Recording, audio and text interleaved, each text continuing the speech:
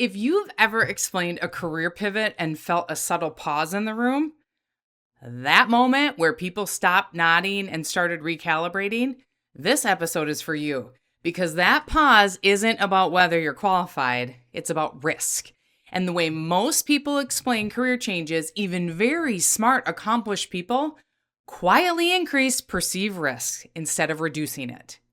Today, I'm going to show you how senior leaders explain a pivot without losing credibility, not defensively, not with a long backstory, but in a way that actually makes the move feel intentional, grounded, and inevitable.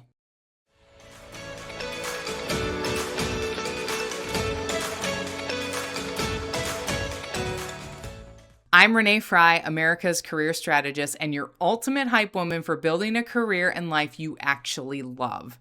Every week, we break down what really drives career growth at the senior level, the mindset shifts that matter, the strategies that work, and the conversations most people never prepare for you, but absolutely should. Because here's what I believe. If you're going to spend 1/3 of your life working, you deserve to work happy. And that means being intentional, not just about what you do, but how you explain the decisions you make along the way.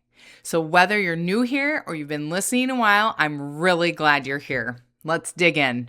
Let's start with why career pivots feel so risky at the senior level, even when they make perfect sense on paper.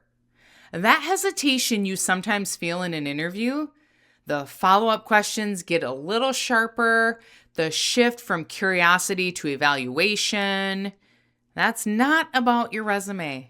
It's about how decision makers process uncertainty. And at the senior level, companies aren't just hiring your skills, they're hiring your judgment, your pattern recognition, your ability to make good decisions under pressure. So when you present a pivot, people instinctively start running a quiet risk assessment in their heads. And whether you realize it or not, they're evaluating 3 things. The 3 questions every decision maker is asking. First, they're evaluating direction. They want to know, is this move intentional or reactive? Are you running towards something or running away from something? Here's the key distinction. When leaders clearly articulate what they're moving toward, they signal ownership and clarity. When they spend most of their time explaining what they've left behind, even if for good reasons, it introduces doubt. Departure stories sound like escape. Arrival stories sound like leadership, and leadership is what they're hiring for. Second, they're evaluating transferability. This is the credibility test. They're listening for whether your experience is compounding or resetting. If your story sounds like disconnected chapters, people start questioning relevance. But when you show how each role built on the one before it, your pivot starts to feel logical, even inevitable. At the senior level, you're rarely changing careers. You're changing context, and that distinction matters. Third, they're assessing commitment. Longevity matters at this level, not because change is bad, but because clarity reduces perceived risk. If a pivot sounds exploratory, people worry it's temporary.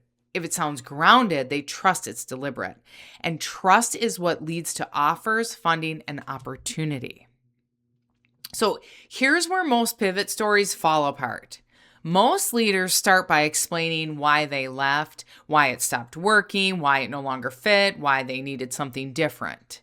And that framing centers dissatisfaction instead of discernment. What works far better is leading with awareness. What you notice, what patterns became impossible to ignore, what problems kept pulling your attention no matter what role you were in. When you lead with intention instead of frustration, your pivot feels strategic, measured, and credible. So, how do you structure your story so it stops sounding like a series of moves and starts sounding like a clear trajectory? This is where the 3 thread framework comes in. Every strong pivot story is built on 3 threads that already exist in your career. You're not making anything up. You're making the pattern visible. Thread 1, the skill thread. This answers one question. What expertise are you carrying forward? Not job titles, not industries, capabilities. Things like diagnosing constraints, scaling systems, managing P&L, and trade-offs, leading through complexity, making decisions with incomplete information. These are leadership skills and they travel well. I'll give you an example. Let's say a senior supply chain leader moves into a private equity portfolio company as an operating partner. On the surface, it might look like they stepped away from real operations, but the skills are the same. Diagnosing issues quickly, stabilizing execution, improving cash flow through working capital, discipline, and leading teams under pressure.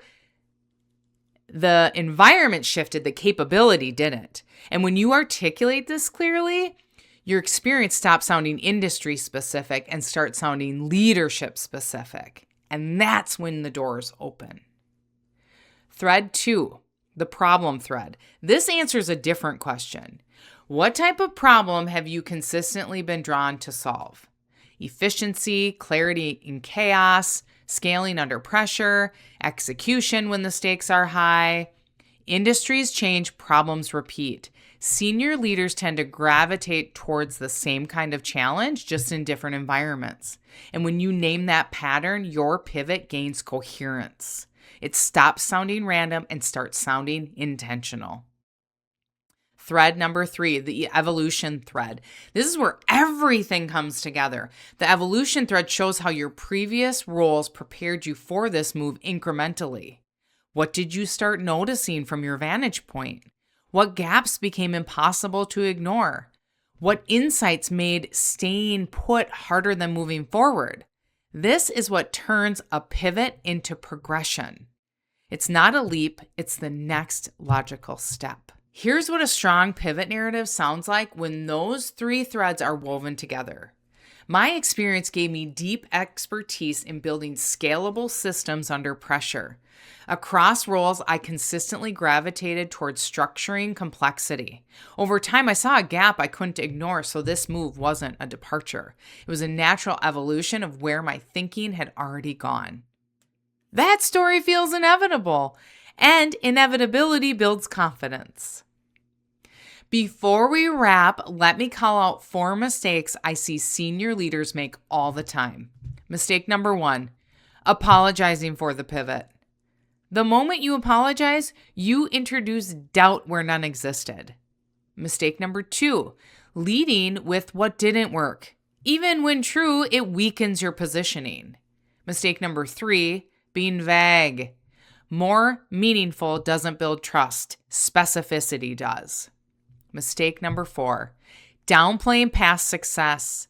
Your success is the proof that makes your pivot credible. Don't minimize it. Here's what I want you to do this week. Step 1, write out your 3 threads, the skill you're carrying forward, the problems you're drawn to, the observations that led you here. Step 2, say it out loud to someone you trust. Listen for whether it sounds strategic or scattered. Step 3, refine until it feels natural, not rehearsed. Natural. You're not manufacturing a story, you're clarifying a pattern. And here's the bottom line. Career pivots don't weaken credibility. Poor explanations do. Lead with intention. Drop the apology language. Use the 3-thread framework.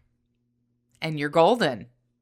If this episode helped you, make sure you subscribe. I release new content every week on executive communication, leadership strategy, and career growth. I've also included a worksheet in the description to help you map your 3 threads. And if you made a successful pivot, share it in the comments below. Your experience might be exactly what someone else needs to hear. Your pivot isn't a risk. It's the next chapter of who you've already proven yourself to be. Thanks for being here. You got this. Cheers.